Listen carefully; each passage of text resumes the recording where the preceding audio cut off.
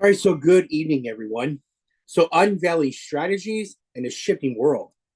The RAND report continued, Russia and the rise of Syria's new leadership. So, good evening and welcome back to JPC Watchdog News. I'm Jared Wesley Campbell. I'm also your guide to critical conversation shaping our world today. Whether you're a regular viewer or just joining us for the first time, we invite you to like, share, and subscribe as we continue to dive into our analysis of global strategies, power struggles, and emerging leaderships. Today's report examines connections between the RAND Corporation's reports, U.S. strategies for addressing global powers like Russia, and the dynamics of Syria's recent political transformation under Ahmad Al-shar, aka Abu Muhammad of Jelani. From the corridors of Washington think tanks to the shifting sands of the Middle East, this story is about geopolitics, alliances, and unintended consequences. So get ready to dive in. All right, so good evening, everyone. Welcome back. So I'm going to continue talking about the RAND report. So I'm going to share my screen over and I'm going to pull up a new report, right? So we kind of went over the 2019 RAND report talking about overextending and unbalancing Russia. Well, this evening, I'm going to pull information from that report and from another one. So let's share the screen over. So thank you all again for following. All right, so here we go. Go to my text message. All right, here we go.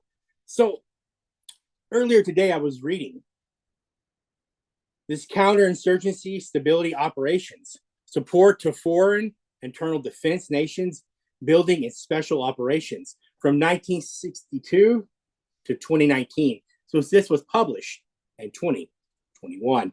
So let's kind of get into tonight's report that I put together. I'm going to just leave that on the screen because I'm going to pull up some other stuff as we go on.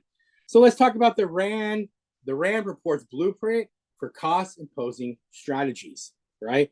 So the RAND Corporation, it's a leading U.S. think tank. It also has long guided strategies to address powers like Russia. In its 2019 report, Overextending and Unbalancing Russia, it outlines nonviolent measures to weaken Moscow through economic, military, and geopolitical means. These include economic warfare, increasing U.S. energy production, lowers global energy prices, and diminishes Russian revenues. Military provocation, strengthening NATO's presence near Russian borders to drain Russian resources. Okay? Support for resistant movements, backing insurgent or opposition groups in regions like Syria to destabilize Russian-aligned governments. So, as I go back out to the one from yesterday. And so in the report, it's going to talk about right here. It says increasing support to the Syrian rebels could jeopardize other U.S. policy priorities, such as combating radical Islamic terrorism, and could risk further destabilizing the entire region. Furthermore, this option might not even be feasible given the radicalization, fragmentation, and decline of the Syrian opposition. So it talks about support, increasing support for Syrian rebels, right? The 2019 one. So, but if we think about it, however, such strategies are not without risk, right? It says in its own report, right? Including regional instability, potential escalations and challenges, and ensuring that these actions align with broader U.S. goals, okay? Some of the key findings on Syrian rebel support. One notable geopolitical strategy involves increasing support for the Syrian rebels. This approach is deemed as follows. Likelihood of success is considered low, according to the report. Benefits, moderate, as it could strain Russian military resources in Syria. Syria has now been overthrown, right? Remember when this report was done, okay? Cost and risk, high. This strategy risks destabilizing the region further and might conflict with U.S. priorities such as combating terrorism, right? The analysis also indicated that supporting the Syrian opposition is not a high viable or impactful method of extending Russia due to the fragmented and radicalized nature of the Syrian rebel groups. Additionally, this could counteract broader regional stability efforts. Syria. So a case study in strategic complicity. The Syrian conflict, right, has this set of challenges inherited in the RAND's recommendations. Ahmad Al-shar, widely known as Abu Muhammad of Jelani, became HTS leader, right? His journey from a militant commander to Syria's de facto leader exemplifies the layered dynamics of the Middle Eastern geopolitics. So let's look at who we're talking about. So this is who we're talking about right here. So I'll keep his picture up as I continue my report. So who is Ahmad Al-shar? So who is he? So he was born in Rada, Saudi Arabia, if I said that right. Al-shar first gained attention as a member of Al-Qaeda in Iraq before leading the Nusrah front during Syria's civil war. In 2017, he rebranded that front to HTS, saying that he has severed his ties with Al-Qaeda and is shifting its focus more from global jihad to Syrian governance. I wish I could show videos that are coming out of Syria right now because a lot of genocide, right? But he's saying he's a moderate. But yeah, there's a lot of persecutions of Christians. Some of Assad's old soldiers are being beaten in the streets and killed, right? Women still being beaten and killed, right? A lot of videos out there, but just giving you guys the information, right? So under his leadership, HTS becomes Syria's most powerful opposition force, accumulating in the overthrow, right, of what Bashar al-Assad's regime in late 2024. We all know about that, right? So governance and challenges under HTS. While HTS brought stability to regions, right, even though it brought stability to some regions, Al-Sharar's rule faced significant criticism, right, for its practices, including high taxes and custom fees, fueled widespread protests. These are allegations of suppression of dissent, with thousands reportedly detained in HTS-controlled prisons. Okay? Connections to the RAND strategy recommendations. The RAND reports emphasis on supporting opposition groups to unbalance adversities, mirrors U.S. policies towards Syria. However, the case of HTS and Al-Shar highlights such approaches, complexities, and unintended consequences. 1. Straining Russia and Syria. Backing groups like HTS indirectly challenge Russia, Assad's main ally. Russian forces heavily invested in propping up the Assad regime, and this fall represents a blow to Moscow's influence in the region. Number 2, the risk of empowering insurgent leaders. Supporting groups like HTS raises questions about long-term governance. Al-Sharar's techniques and tendencies and HTS history of suppressing dissent illustrate the potential for U.S.-aligned insurgencies to evolve into problematic regimes. Number 3, economic and military overlap. HTS's governance, which relied heavily on economic reconstructing, echoes the RAND report's findings that financial stability is critical to victorious insurgencies. However, the RAND report also notes that such efforts risk collapse without broader stabilization.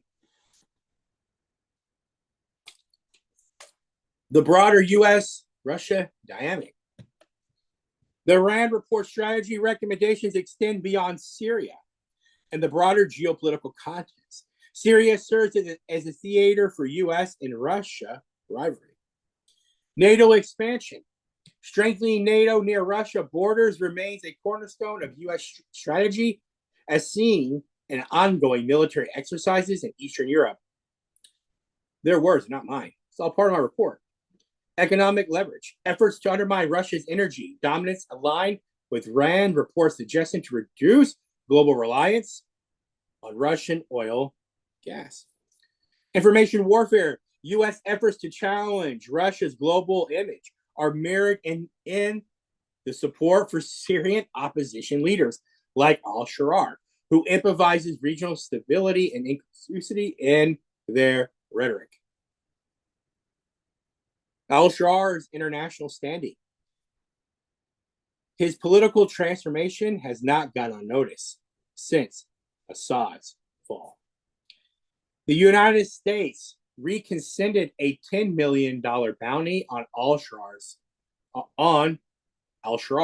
signaling a shift in relations between Washington and HTS. Al-Shar has engaged in diplomatic efforts, improvising in minority rights and calling for lifting international sanctions. However, his history as a former Al-Qaeda affiliated continues to cast a shadow over his leadership and complicate Syria's reintegration into the international community. What's next for Syria on the global stage? The future of Syria under Al-Shar remains uncertain. Key challenges include stabilizing governments. Can HTS transition from a militant organization to a legitimate governing body capable of ensuring democracy? Balancing regional interests. How will Syria navigate relationships with Russia, Turkey, and the U.S. in the aftermath of Assad's fall? Number 3, global implication. The RAND report highlights that supporting insurgent groups is a double-edged sword. Will Syria's transformation be a blueprint for future U.S. strategies or a cautionary tale? My conclusion. Today's story underscores the interconnectedness of global strategies for the RAND Corporation's think tank recommendations to on-the-ground realities in Syria. The case of Al-Shar and HTS exemplifies the complicities of balancing intermediate geopolitical goals with long-term stability. So let's talk about the overextending and unbalancing Russia 2019 report, right? Here's a quick rundown before I close out this evening, because we're going to talk more about these as the time goes on. I'm going to keep incorporating a lot of my research, okay? So the overextending and unbalancing of Russia 2019.